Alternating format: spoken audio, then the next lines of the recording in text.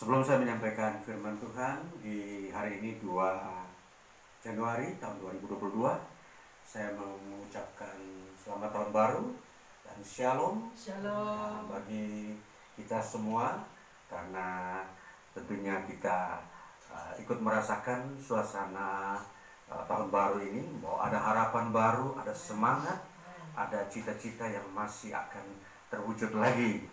Nah, mari kita langsung membuka firman Tuhan, melanjutkan apa yang pernah kita dengar khotbah sebelumnya, terambil dari Injil Matius pasal 5 ayat 17. Dalam Injil Matius pasal 5 ini saya hanya mengambil 2 ayat saja, walaupun memang dalam program penyampaian khotbah ini nanti saya tuntaskan di minggu-minggu berikut. Jadi saya ambil hanya 2 ayat, dari ayat 12 dan ayat 22. Bunyinya demikian. Yesus dan hukum Taurat. Janganlah kamu menyangka bahwa aku datang untuk meniadakan hukum Taurat atau kitab para nabi. Aku datang bukan untuk meniadakannya, melainkan untuk menggenapinya. Ya, ayat 22. Tetapi aku berkata kepadamu, setiap orang yang marah terhadap saudaranya harus dihukum. Siapa yang berkata kepada saudaranya kafir harus dihadapkan ke mahkamah agama. Dan siapa yang berkata jahil harus diserahkan ke dalam neraka yang menyala-nyala. Ya, 2 ayat ini dulu sebagai bagian tuntunan kita mau mengerti sebuah tema yang saya angkat di sini, Yesus dan hukum Taurat. Artinya tema ini merupakan kelanjutan dari tangga ketiga iman reformatif. Jadi tentunya kalau kita mau atau kita sampai di bagian ini, Yesus dan hukum Taurat, bagaimana kita mau melihat keluasan dari iman reformatif. Bahwa di sini ada unsur pribadi sebagai sumber daripada iman reformatif, ialah Yesus Kristus. Nah, ini saudara-saudaraku. Jadi kalau firman Tuhan memberi tema dari ayat ini, bacaan ini, Matius pasal 5 ayat 17 dan seterusnya ini, dengan tema Yesus dan hukum Taurat. Saudara yang terkasih, Injil Matius adalah surat atau Injil yang ditulis oleh Rasul Matius, ditujukan kepada orang-orang Kristen yang berlatar belakang Yahudi. Artinya mereka dulunya orang mengikuti ajaran Taurat yang dikenal atau digunakan oleh orang Yahudi. Sekarang mereka telah menjadi Kristen. Nah, itulah sebabnya di dalam Injil Matius ini, bagaimana Rasul Matius mau membuka sebuah rahasia yang ada di dalam pribadi Yesus Kristus. Dia mau menjelaskan dan menyampaikan kepada orang-orang Kristen ini bahwa siapakah itu Yesus. Nah, dan dalam hal ini ditampilkan bahwa Yesus ditampilkan atau dibandingkan dengan hukum Taurat. Nah, ini saudaraku, dalam bacaan ini kita menemukan apa yang dikatakan dalam Injil Matius pasal 5 ini ayat 17, bunyinya begini. Janganlah kamu menyangka bahwa aku datang untuk meniadakan hukum Taurat atau kitab para nabi. Aku datang bukan untuk meniadakannya, melainkan untuk menggenapinya. Ya, ini suatu pernyataan yang begitu jelas bahwa Yesus dipersandingkan atau didudukkan di hadapan hukum Taurat. Bagaimana hukum Taurat itu sendiri mempunyai fungsi dan peranan terhadap umat Tuhan, dan kemudian dibandingkan dengan Yesus Kristus dalam mempunyai peran dan fungsinya terhadap umat manusia. Nah, kita mau melihat dikatakan di sini, Yesus berkata, aku datang ke dunia bukan untuk meniadakan hukum Taurat, melainkan untuk menggenapinya. Nah, Ini suatu pernyataan dan perkataan Yesus sendiri, bahwa Yesus memperkenalkan dirinya atau menyatakan dirinya bahwa sesungguhnya hukum Taurat itu tidak ditolak oleh Yesus atau tidak dihilangkan, melainkan untuk digenapi. Nah, saudaraku, mari kita mau memperhatikan bagaimana iman reformatif berbicara tentang penggenapan. Ya, jadi kalau firman Tuhan itu biasanya ada dalam konteks, selalu ada di dalam wawasan imajinasi atau wawasan rasional manusia, rasionalitas atau pikiran-pikiran manusia. Tetapi sekarang Yesus datang untuk menggenapi. Nah, ini kita mau memperhatikan bagaimana sesuatu firman atau hukum Tuhan yang ada di ruang lingkup rasional, ya, pikiran manusia itu menjadi terwujud dalam kehidupan manusia. Artinya itu bisa dilakukan atau menjadi sebuah gaya hidup. Inilah iman reformatif. Iman reformatif adalah iman bukan saja berbicara soal bagaimana merangkai pola pikir yang benar. Tetapi iman reformatif itu dia sampai kepada perwujudan melakukan hukum-hukum Tuhan diperlihatkan di dalam gaya hidup manusia. Nah, jadi ini sungguh luar biasa ya kalau kita mau memperhatikan bahwa setiap generasi suatu waktu merindukan bagaimana hidup manusia ini mempunyai gaya hidup sesuai dengan firman Tuhan. Tentunya kalau ada generasi manusia sebelum-sebelumnya, biasanya mereka itu menganggap hukum-hukum itu hanya sebagai sebuah label saja atau penampilan nalar atau akal manusia. Dan itu seringkali itu dibangga-banggakan. Seringkali itu hanya sebagai sebuah moto-moto manusia atau filosofi. Tetapi kali ini Yesus tampil dengan mewujudkannya. Ini penting. Kalau berhubungan dengan firman Tuhan, hukum Tuhan sangat penting untuk diwujudkan. Kalau berhubungan dengan peribahasa, mungkin bisa saja orang memakai itu bisa saja sebagai moto-moto atau permainan-permainan pikiran untuk memenuhi kehausan pikiran manusia. Ya, jadi ini berbeda. Itulah sebabnya iman reformatif adalah iman yang memperlihatkan wujud dari sebuah kebenaran. Jadi kebenaran itu bisa dilakukan. Jadi kebenaran itu bisa dilakukan untuk menjadi apa? Menjadi tingkah laku. Nah, inilah yang Yesus ungkapkan bagaimana dirinya itu melebihi hukum Taurat.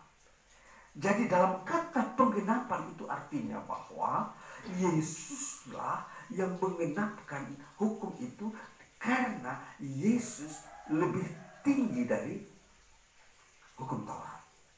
Nah, mari kita memperhatikan bagaimana apa yang Yesus katakan di dalam kata menggenapi.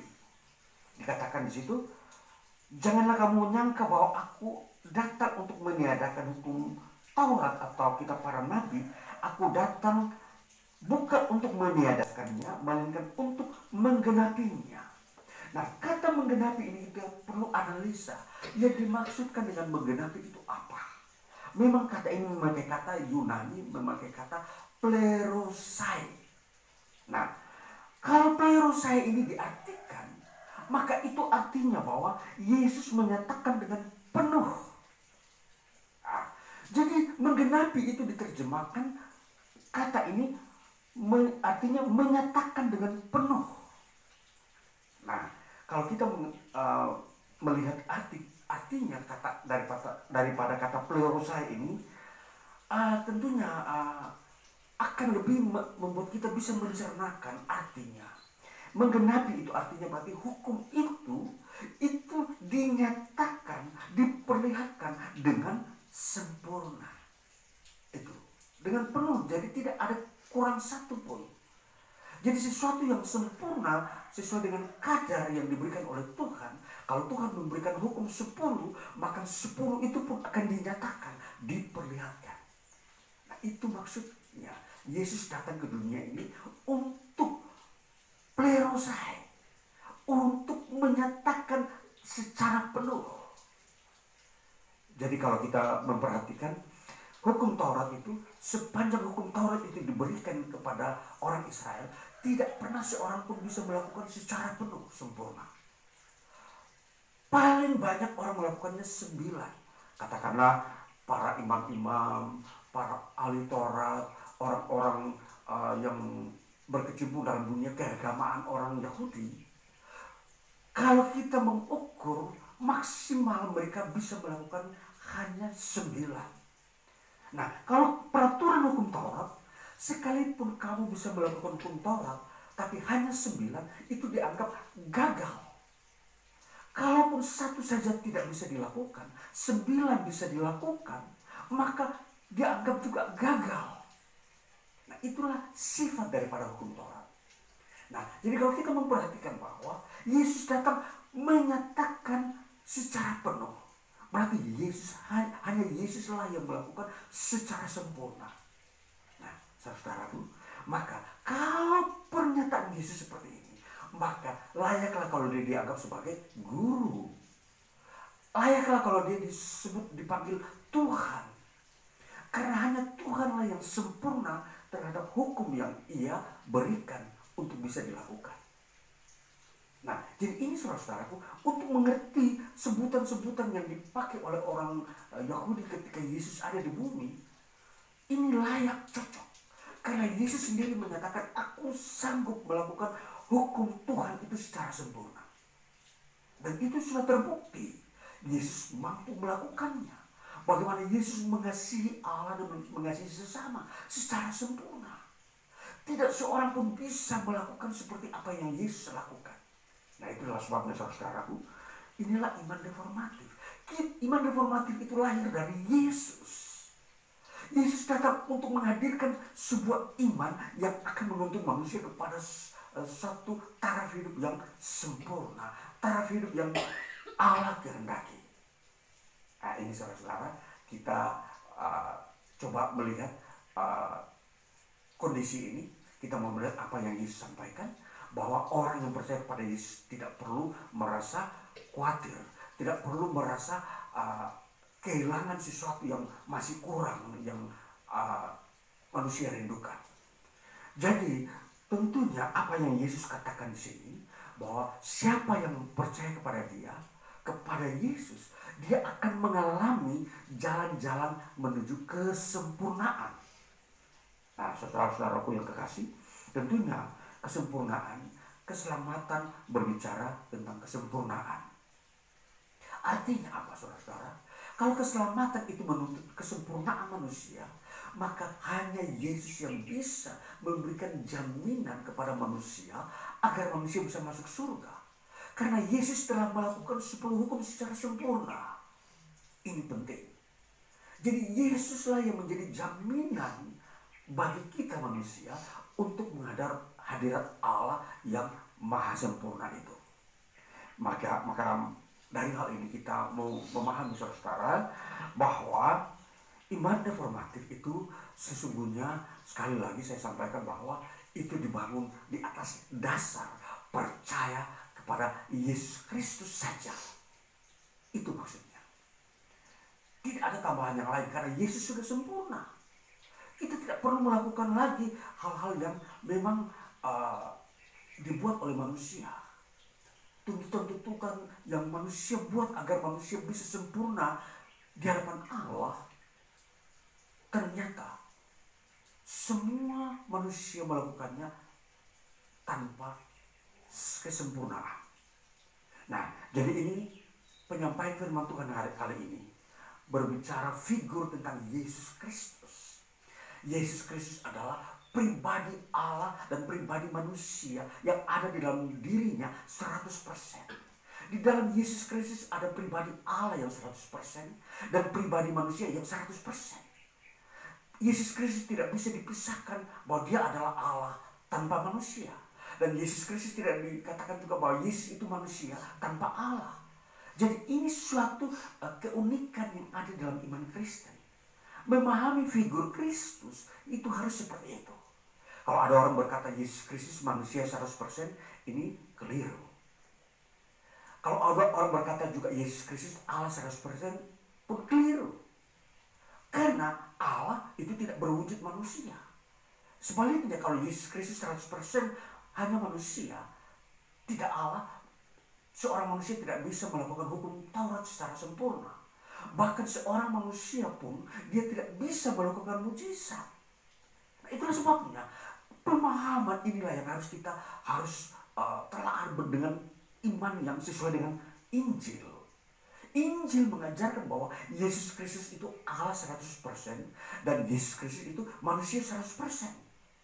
Jadi tentunya inilah yang menjadi juru selamat, jembatan untuk kita bisa menghadap Allah. Karena di dalam pribadi Yesus ada pribadi Allah 100% dan pribadi manusia 100%. Jadi tentunya kalau kita ini merindukan kerajaan surga, tidak ada jalan lain yang bisa mempertemukan kita dengan Allah. Hanya melalui Yesus. Nah inilah kalau kita melihat figur. Nah apa yang Yesus katakan? Bahwa dia menggenapi hukum Tuhan.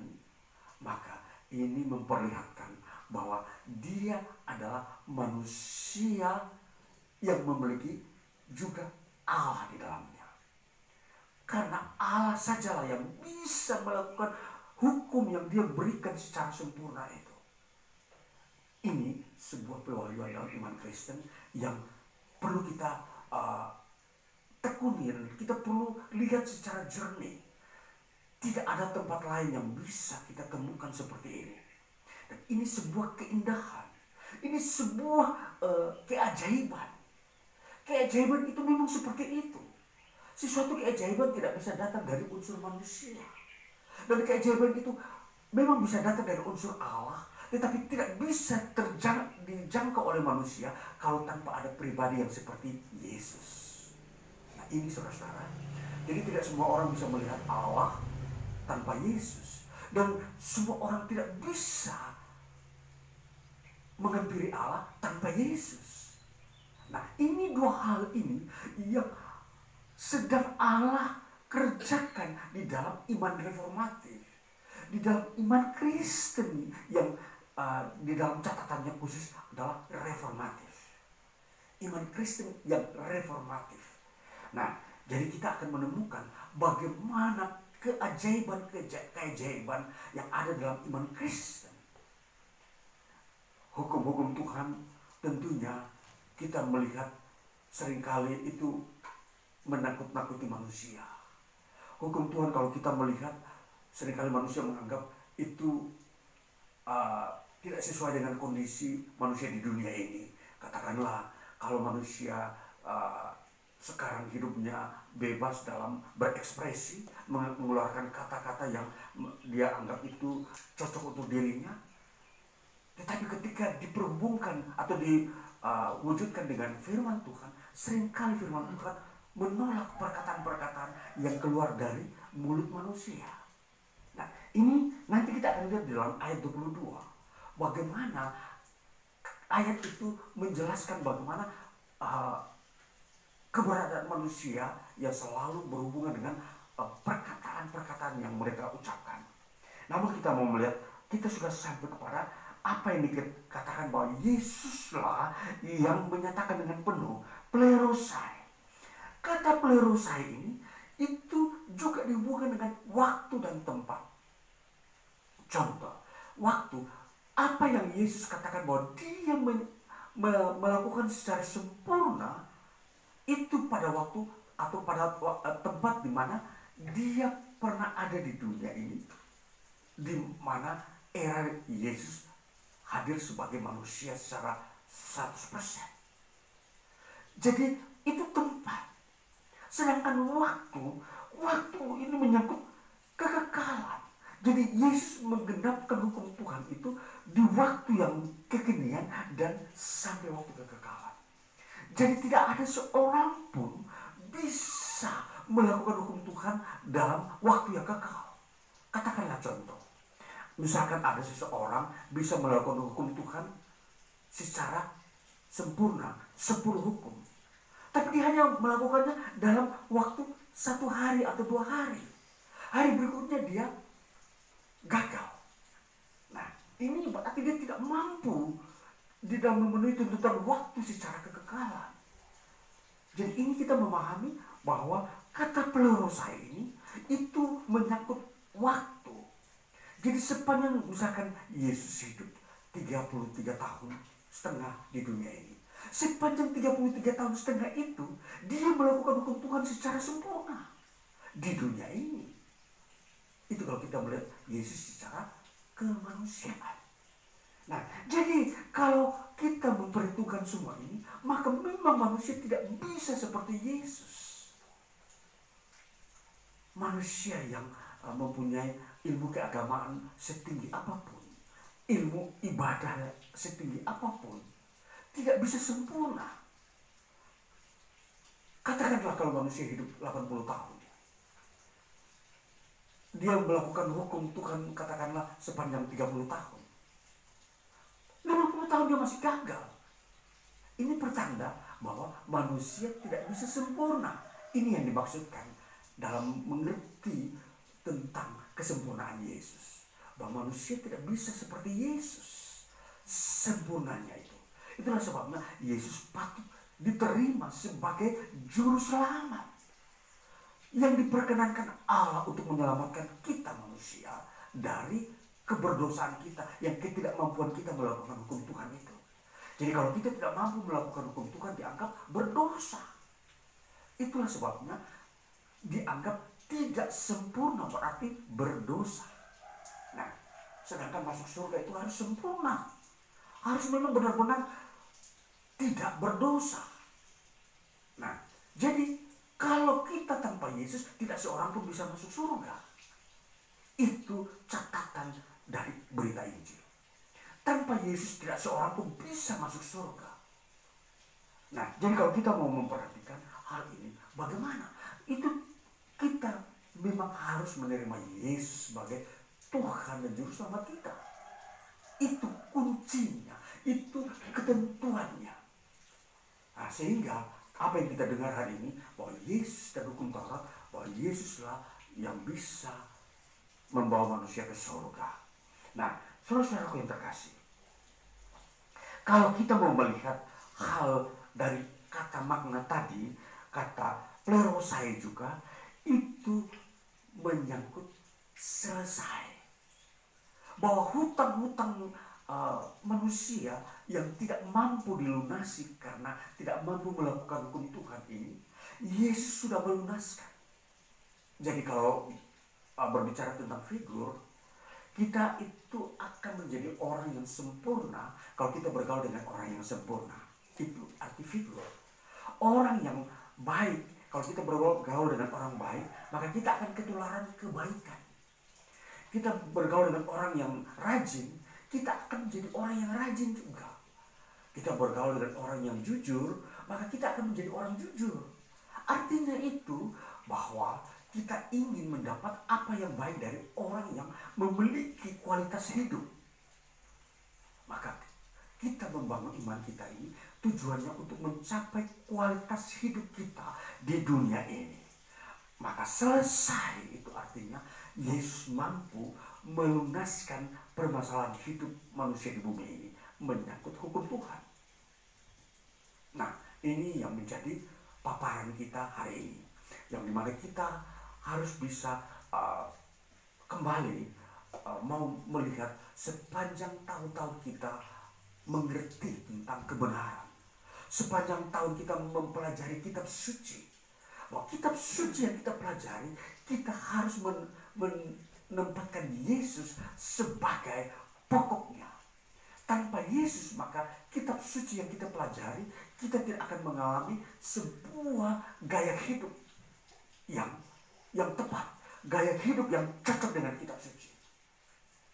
Nah, pentingnya menempatkan Yesus di dalam pribadi kita. Mempelajari kitab suci, itu Yesuslah pakarnya. Yesuslah figur yang tepat untuk menjelaskan kitab suci itu dalam kehidupan manusia. Tentunya disinilah perlu kita memanggil nama Yesus. Sekarang banyak orang bisa mengajarkan akan kitab suci, tetapi untuk menjadi seperti Yesus tidak ada seorang pun yang bisa. Yesus pernah mengajarkan kitab suci, tapi Yesus melakukan kitab suci itu secara sempurna. Sekarang di dunia ini banyak orang bisa mengajarkan kitab suci, termasuk saya, tapi belum tentu saya bisa sempurna seperti Yesus. Orang-orang, teman-teman saya yang mengajarkan kitab suci dimanapun mereka berada, mereka bisa. Tapi untuk melakukan kitab suci tidak seorang pun bisa seperti Yesus. Ini pernyataan saya, saudara-saudara, kita harus kagumi Yesus. Kita harus datang kepada figur Yesus ini. Dia adalah pribadi yang memang betul-betul dapat diandalkan oleh seluruh generasi manusia.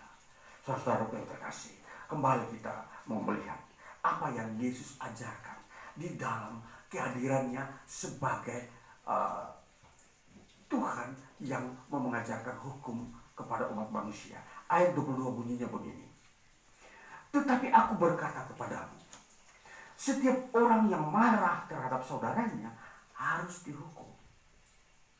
Siapa yang berkata kepada saudaranya kafir harus dihadapkan ke mahkamah agama. Dan siapa yang berkata jahil harus diserahkan ke dalam neraka yang menyala-nyala. Saudara-saudaraku, ini pengajaran Yesus dan perkataan Yesus yang sungguh memberikan sebuah perhatian kepada seluruh umat manusia, khususnya orang-orang yang tekun dengan ilmu keagamaan. Ilmu agama seringkali orang mempermainkannya. Ilmu agama seringkali menjadi topeng untuk orang mendapatkan sebuah kedudukan atau posisi di dalamnya. Maka seringkali muncul istilah kemunafikan. Orang berjubah tokoh agama, tetapi perilakunya tidak seperti seorang agamais. Ini sangat ironis ya. Dan era ini pernah terjadi di zaman Yesus. Ahli-ahli Taurat, mereka adalah pribadi atau figur-figur yang dianggap oleh orang-orang Israel bahwa orang-orang ini adalah ahli dalam kitab